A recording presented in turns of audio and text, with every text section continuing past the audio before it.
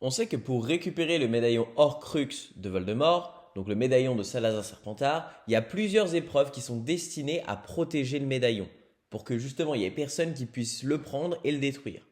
Sans doute que l'épreuve la plus dangereuse, et vous serez d'accord avec moi, c'est la potion dans laquelle est le médaillon. C'est une potion par contre sur laquelle on ne sait rien.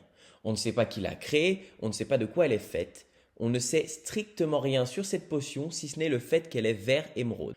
Mais aujourd'hui, je vais essayer de répondre à cette question et je vais essayer de t'expliquer qui a créé cette potion et comment il a fait pour la créer. On va commencer par la base. La base, c'est l'effet de la potion. On a deux personnes qui ont testé cette potion et où on connaît ce qu'ils ont ressenti. Le premier, bien évidemment, c'est Dumbledore. Dumbledore, on sait ce qui lui arrive quand il boit la potion. La potion lui cause une douleur atroce, il supplie alors que Dumbledore c'est quelqu'un qu'on a toujours vu maîtriser la situation. Même au tout début de la caverne, le gars n'est absolument pas dépassé. Il maîtrise la situation, il est même déçu de Voldemort. Quand il voit qu'il faut payer avec du sang, il dit bon, Voldemort il est un peu con, il a toujours pas compris qu'il y a des blessures plus graves que les blessures physiques. Mais on sait que ça lui crée des très fortes douleurs, mais c'est pas uniquement des douleurs physiques justement. Là, c'est aussi des douleurs mentales. On sait qu'il revit le pire souvenir de sa vie, le moment où Ariana est morte. Surtout qu'on sait qu'il se pense coupable. Pour lui, si sa sœur est morte, c'est entièrement sa faute. C'est pas la faute de Belfort ou de Grindelwald. C'est sa faute. Il revit le pire souvenir de sa vie. Et du coup, c'est pas uniquement une douleur physique, c'est aussi une douleur psychique. Donc voilà ce que cause la potion à Dumbledore. Et tu te demanderas peut-être, mais qui est la deuxième personne qui a bu cette potion et dont on connaît les effets que ça a eu sur lui? Eh bien cette personne-là, c'est pas n'importe qui, c'est Créature, l'elfe de maison des Blacks. Alors tu te demandes comment il a fait pour se retrouver là, Créature? A priori, c'est pas genre il a fait une petite balade et il s'est retrouvé dans la caverne. Pas du tout. C'est Voldemort qui a emmené Créature justement pour tester les effets de la potion, voir si c'était une potion assez puissante pour empêcher des potentiels ennemis de découvrir son Horcrux. Et voici ce que nous dit Créature. Créature a bu, et en buvant, il a vu des choses terribles. Les entrailles de Créature étaient en feu. Créature a pleuré, supplié pour que Monsieur Régulus vienne le sauver. Il a supplié sa maîtresse, Mrs. Black, mais le Seigneur des Ténèbres a éclaté de rire. Il a obligé Créature à boire toute la potion. Ensuite, il a laissé tomber un médaillon dans le bassin vide. Et il l'a de nouveau rempli de potions. Puis, le Seigneur des Ténèbres est reparti dans le bateau en abandonnant Créature sur l'île. Ici, il y a deux points qui sont importants. Premièrement, Créature confirme l'effet de la potion. L'effet de la potion, c'est le même pour Créature et pour Dumbledore. Il voit des choses terribles. Et le deuxième point important dans lequel on reviendra plus tard, c'est le fait que ses entrailles étaient en feu. Du coup, on a un élément sur lequel se baser. On sait que la potion fait revivre les pires souvenirs de ceux qui boivent cette potion. Dumbledore en revoyant le meurtre de sa sœur, et on sait que c'est ça, parce que Harry le confirme lui-même lorsqu'il part à Belfort. Et aussi par Créature. Et c'est grâce à ça que je me suis posé une question. Est-ce qu'on ne connaît pas dans l'univers d'Harry Potter certaines créatures qui te feraient revivre les pires émotions et les pires souvenirs de ta vie? Eh bien si, c'est les détraqueurs.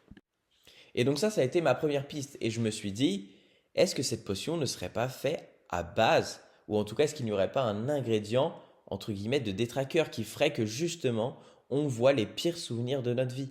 Et je me suis demandé, est-ce que Voldemort, est-ce qu'il pourrait maîtriser et connaître si bien les détraqueurs qu'il arriverait à transformer ses effets, les effets les plus maximales, en une potion? Et je pense que oui, et je vais t'expliquer pourquoi. Premièrement, Voldemort dit à Dumbledore lui-même qu'il allait plus loin que quiconque dans le domaine de la magie noire. Personne ne sait autant de choses que lui en termes de magie noire. Et autant que Voldemort est arrogant, autant que là-dessus, je pense qu'on peut le croire. Le mec, à 6 ans, il était complètement maboule. Je pense que lui, tu lui volais son goûter, il te tuait. Genre, il y avait pas de juste milieu. Ce mec était fou depuis sa naissance. Et ça m'étonnerait pas qu'il connaisse des choses dont on n'a même pas idée, même 15 ans après la fin des livres Harry Potter. Mais particulièrement avec les détraqueurs. On sait que Voldemort connaît très bien les détraqueurs. Et on sait que Dumbledore sait cette chose-là. Il sait que Voldemort a énormément de choses à offrir aux détraqueurs. Et c'est pour ça qu'il implore Fudge de retirer les détraqueurs d'Azkaban. Parce qu'il sait que Voldemort connaît les détraqueurs. Il sait comment faire en sorte que les détraqueurs le rejoignent pour sa cause. Et ça, c'est vraiment étonnant. Parce que les détraqueurs, c'est des créatures qui sont ingérables pour le ministère. Comment c'est ça? Tout simplement parce qu'ils ont attaqué Harry qui était en train de faire un petit match de Quidditch tranquillou tranquillou. On sait que le ministère n'arrive pas à les contrôler et pourtant Voldemort il y arrive. Il connaît ses détraqueurs, il connaît ses créatures et il sait comment s'en servir. Et il sait comment s'en servir alors qu'il n'a même pas de Patronus. Ça montre qu'il a une connaissance de ses créatures.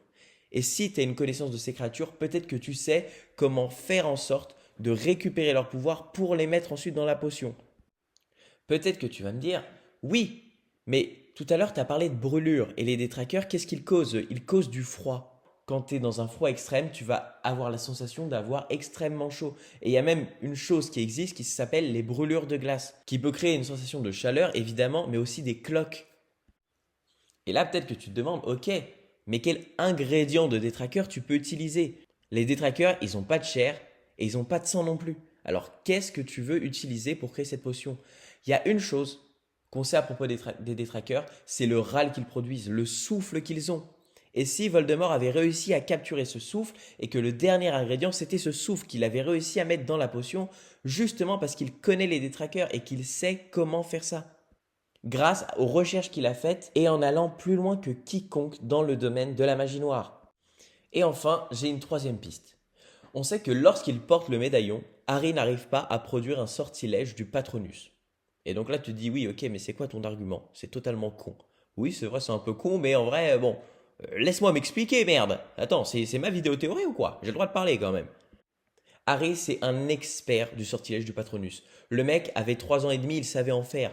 Tout le monde était choqué quand on savait qu'il savait faire un Patronus corporel, que ce soit Amelia Bones ou même son examinateur des Buges. Et là, dans les reliques de la mort, il n'arrive pas à faire un Patronus. Et on sait à quoi c'est dû. C'est parce qu'à ce moment-là, il porte le médaillon de Salazar Serpentard. Et là, peut-être que tu te demandes le lien entre les médaillons et le détraqueur. La potion protégeait le médaillon. Et on connaît un autre objet d'un autre fondateur, l'épée de Gryffondor. Et qu'est-ce qui est dit sur cette épée? Qu'elle n'absorbe que ce qui la renforce. Et où était placé le médaillon? Dans la potion Horcrux. Et si le médaillon avait lui aussi cette propriété, si lui aussi il avait été créé par des gobelins, si lui aussi avait la capacité d'absorber tout ce qu'il renforçait. Et là, en l'occurrence, c'est un pouvoir du détraqueur. Et pourquoi Harry ne peut pas lancer ce Patronus? Parce qu'il est totalement accablé. Il réussit à prendre la fuite, mais lui-même le dit. Il était totalement accablé, il était incapable de produire un sortilège du Patronus alors qu'il y arrivait quand il y avait 13 ans. Le fait que le médaillon était placé dans la potion fait qu'il a réussi à absorber une partie des pouvoirs des détraqueurs. Pour conclure rapidement, on sait que la potion fait revivre les souvenirs les plus atroces à ceux qui boivent cette potion, que ce soit pour créatures, mais aussi pour Dumbledore. Exactement comme les détraqueurs. Et on sait que Voldemort, qui allait plus loin que quiconque en termes de magie noire, aurait pu potentiellement réussir à placer le souffle du détraqueur dans cette potion pour forcer les gens à revivre encore et encore leurs pires souvenirs et les empêcher de subtiliser le médaillon. Surtout que je trouve que ça ferait un parallèle de fou. Les détraqueurs, c'est des créatures qui aspirent ton âme. Et imaginez le plan de génie. On utilise un détraqueur pour protéger une partie de son âme, pour protéger un Horcrux. Je suis désolé, rien que pour ça, moi je trouve que c'est incroyable.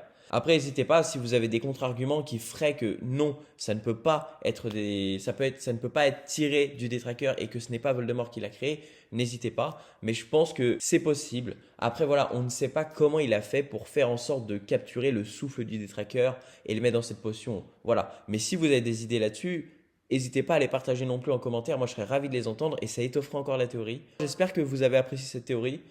J'y ai pensé pas mal, j'y ai réfléchi pas mal. J'espère que vous l'apprécierez, que vous la trouverez pas trop tirée par les cheveux. En tout cas, pas ceux de Voldemort parce qu'il n'en a pas. Donc voilà, n'hésitez pas à me dire ce que vous en avez pensé en commentaire.